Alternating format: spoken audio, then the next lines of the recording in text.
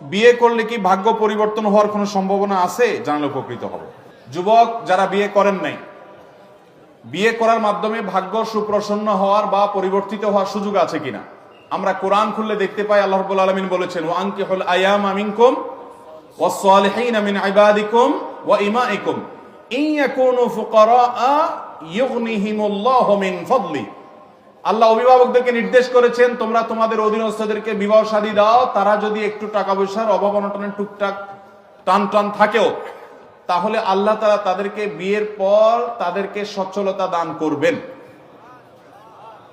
এর মানে এই না যে আপনার কাছে মোহরও নাই, আপনার কাছে স্ত্রীর মোটামুটি ডাল ভাতের ব্যবস্থা করার কোনো অ্যারেঞ্জমেন্টও নাই, ঢাল নাই তরবারি কিছুই নাই, কিন্তু আপনি নিধিরাম সর্দার হইতে চাচ্ছেন, এই সুযোগ নেই।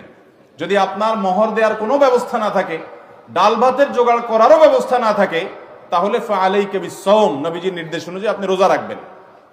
বিয়ে করবেন তখন যখন আপনি মিনিমাম মোহরের ব্যবস্থা করবেন, ডাল ভাতের জোগাড় করতে পারবেন। তথাকথিত পায়ে দাঁড়ানোর দরকার নেই, ডাল ভাতের জোগাড় বউয়ের করতে পারলে, মোহর ব্যবস্থা করতে পারলে আপনি বিয়ে করবেন। এরপরে যেটুকু টানাটানি আছে, আল্লাহর ওয়াদা আছে আপনাকে অভাব দূর করে দিবেন। কয়েকজন সালাফ, ওমর রাদিয়াল্লাহু আনহু সহ কয়েকজন সালাফ থেকে বর্ণিত হয়েছে, আজাবান লিমান তালাবাল গিনা মিন গায়রি নিকাহ, ওই ব্যক্তিকে দেখে আমার আশ্চর্য হয় যে ব্যক্তি সচ্ছলতা চায় অথচ বিয়ে করে না।